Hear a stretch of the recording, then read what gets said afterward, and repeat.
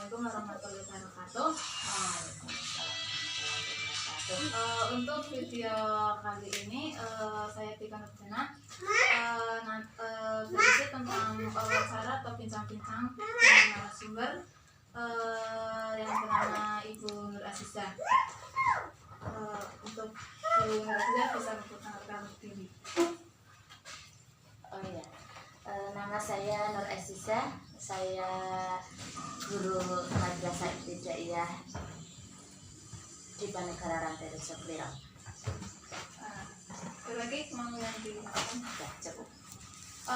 Untuk bincang-bincang hari ini itu tentang Islam lingkungan hidup dengan berhubungan dengan COVID-19 atau corona ya yang sedang booming di seluruh dunia. Ya. Untuk itu saya memberi pengantar sedikit. Islam memberi petunjuk bagi seluruh kehidupan manusia, termasuk lingkungan hidup. Juga Islam memberi petunjuk bagi seluruh kehidupan manusia, termasuk dalam memperlakukan alam dan lingkungan hidup. Juga Muslim mempunyai panduan jelas dalam berinteraksi dengan lingkungannya. Mereka didorong untuk ranah pada lingkungan, untuk tidak merusaknya. Juga di tengah kepanikan besar warga dunia dalam menghadapi virus COVID-19 atau corona, ada sebuah dilema. Di satu sisi virus COVID-19 itu membawa pukulan keras bagi seluruh dunia, yaitu juga biasanya COVID itu juga berdampak pada seluruh aspek ya, terutama untuk ekonomi global dunia. Juga di sisi lain juga bisa mempunyai dampak yang baik yaitu yang semisal membawa angin segar bagi lingkungan hidup ya, seperti mengurangi populasi udara. Jadi ini sedikit pengantar ya.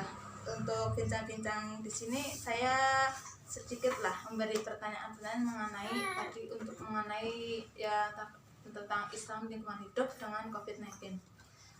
Untuk pertanyaannya pertama itu, apakah umat muslim di muka bumi hidup selaras dengan lingkungan yang ada di sekitar kita dengan adanya virus corona pada saat ini? Ya, sebagian kalau umat muslim saya kira sebagian itu ada yang memang selaras dengan COVID, ada juga yang tidak sebagian, tapi yang tidak itu pun sebagian kecil saja. Tapi kebanyakan itu semuanya ya hidup selaras dengan COVID, menyesuaikan dengan adanya COVID, seperti beribadah sekarang sudah di rumah saja. Kemudian biarpun ada sebagian yang tetap melaksanakan ibadah di masjid, mereka tetap menjaga jarak, pakai masker.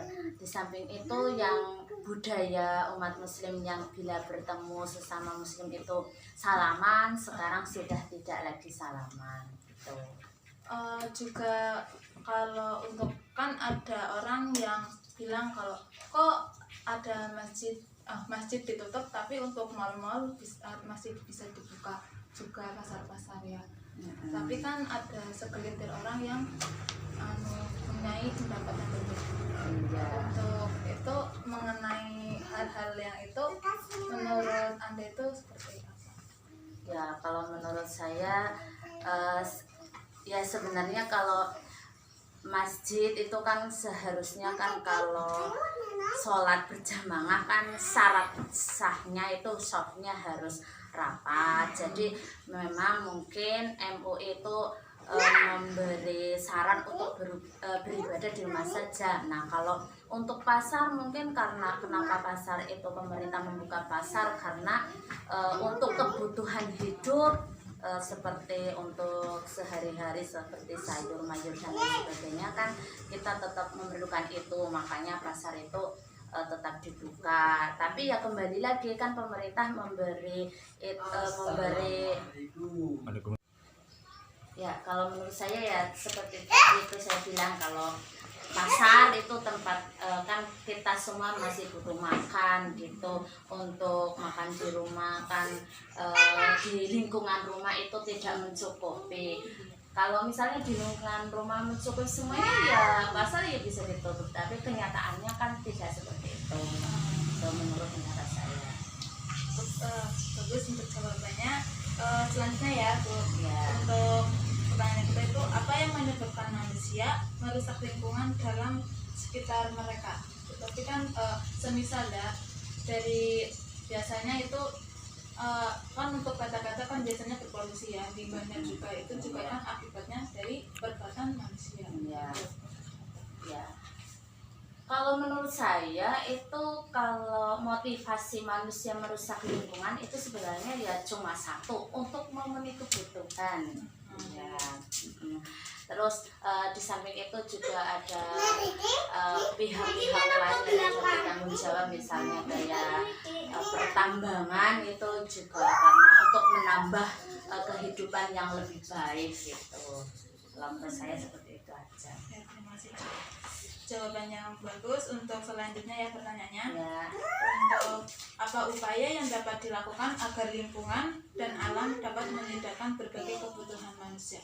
Ya, kalau menurut saya itu kalau untuk pemerintah itu pemerintah itu sebaiknya memberi peraturan-peraturan, misalnya tidak boleh buang sampah sembarangan, tidak boleh buang sampah di sungai.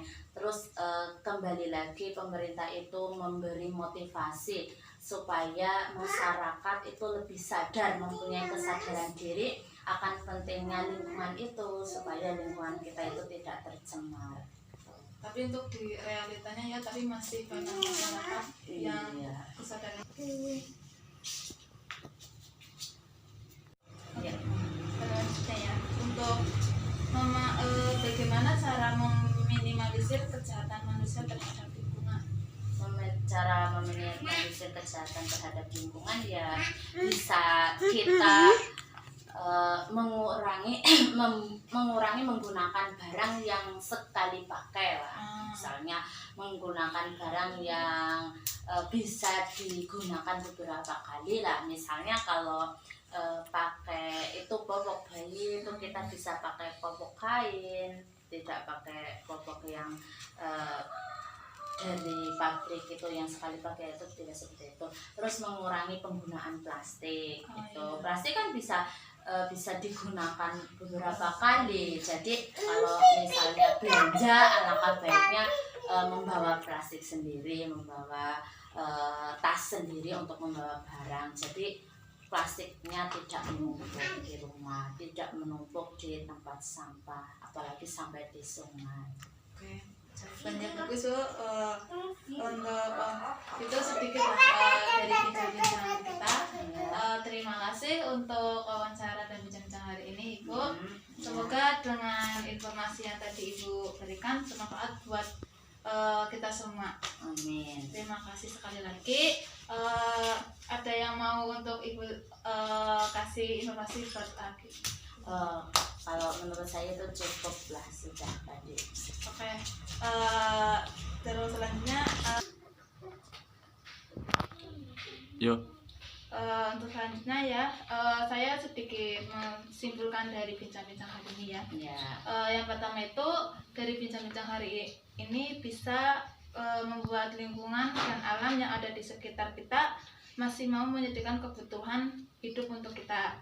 Juga bisa menyadarkan manusia betapa pentingnya peranan lingkungan dan alam sekitar kita bagi kelangsungan hidup kita.